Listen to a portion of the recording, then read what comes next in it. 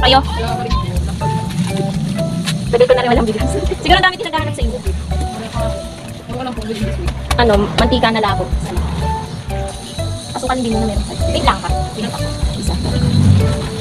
Tapos, magkano ang suka? Meron ko yung 25.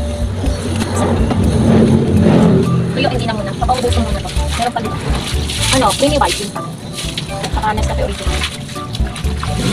Ano yun? Tomatoes ba yun? Isa. May energy. Max yan. Meron ng ano, yung sipag lamig. Ano ba? Yung pisabot. Ano na, kahit yung cola na lang. Oo. Saka buhatin mo kahit isa lang ako. Sorry. Yun na lang, saka yung cola ng isa. Asin. Sige, asin na lang. Cornstarch na lang. Meron pa dito. Yan na lang.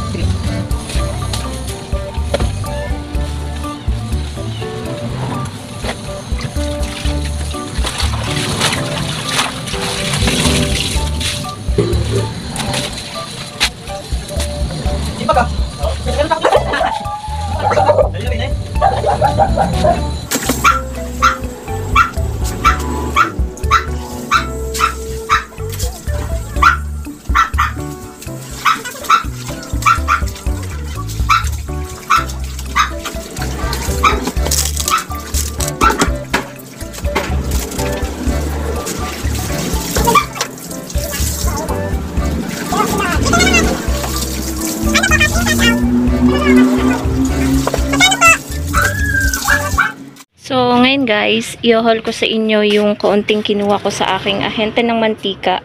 Nakakahalaga lang po ng 1,054. And wala pa rin pong bigas silang available. Siguro 3 months na yata kung walang panindang bigas. Ganun talaga kasi kapag wala sa kanila, wala din akong paninda kasi sa kanila lang naman ako kumukuha ng paninda kong bigas. And kapag kumukuha naman ako sa kanila, ang pinakamarami na 3, 2, or isang 25 kilos. So, ito lang guys. Ayan lang yung aking kinuha. Ayan. May tulog na tuta dito. Siya nga pala mga kasari, namatay na si Angel kagabi. Yung kapatid niya. Yung pinapakita ko sa inyo nung nakaraan. Tapos, ito yung mantika. Puno to guys. Yung mantika na to, labo. Ayan. Ang bentahan ko niyan ay 30 pesos. Ang puhunan niya ay 285. Ito po mga kasari, ayan, yung kauna-unahan, 285. Hindi naman sila tataas and hindi din sila malimit magtaas. Ayan, 23.75 yung puhunan, 30 yung bentahan natin. Ano kasi guys, luma na yung aking calculator. 6.25 yung tubo natin sa isang bote nitong mantika. Ang puhunan sa kanila ng creamy white tsaka original na Nescafe is mataas, 128.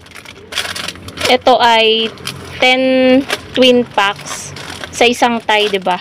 So 15 yung bentahan natin. Ang mapapagbentahan natin dito is 150 pesos. Iles natin yung 128 na puhunan. 22 pesos lang yung tutubuin natin sa isang haba ng kape. So, bago nga pala yung packaging ng ayan ng creamy white and then Nescafe original. Yung bagong Nescafe original, ito ang itsura. Ganyan. Ayan. Yung mga ganitong kape-kape. Yun naman ay delivery from Pure Gold. Pero itong nakuha ko sa kanila, wala siyang ganong packaging. And then sa Blanca, mababa ng 5 piso kasi 123 ang puhunan ng Blanca. Tapos dito, ang tutubuin natin is 27 pesos. Isasabit ko na rin to guys pagkatapos kong mapakita sa inyo. Tapos kumuha lang ako ng 2 klase ng gummies kasi medyo madami pa naman akong gummies. Ayan siya. Ayan, cola and yung transparent na flavor na cola din siya.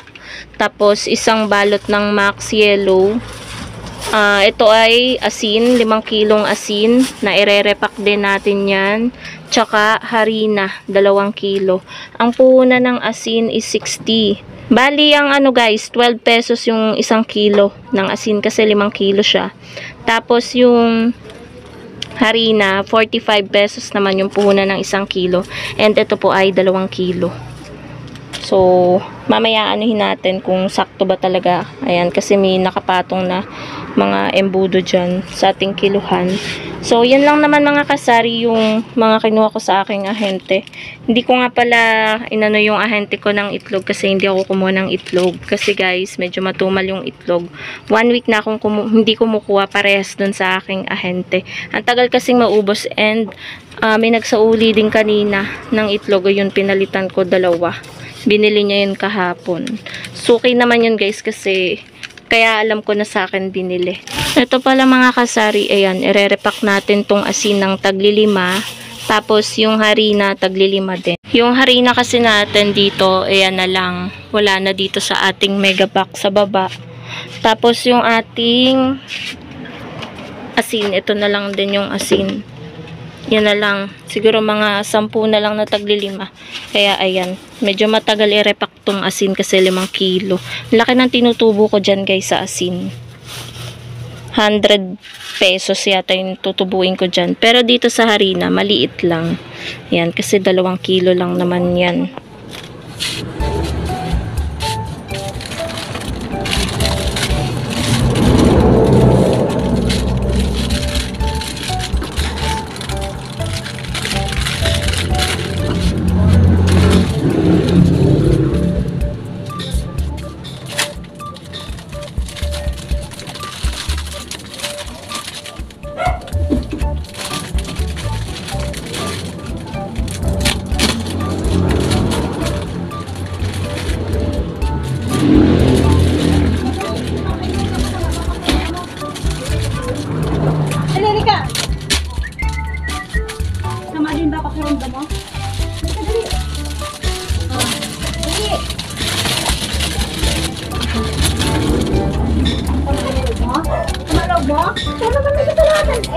Bakit?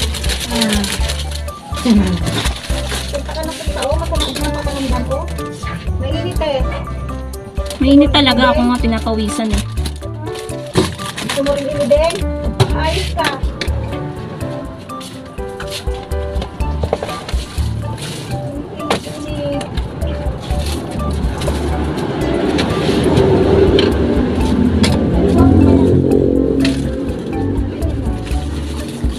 Ikaw, magandang idea. Kasi namatay yung ano niya, kapatid niya. Liguan mo. Kaso takot sa tubig yan. Yung tuta. Nagwawala kaya yan. Niliguan na yun 1 time.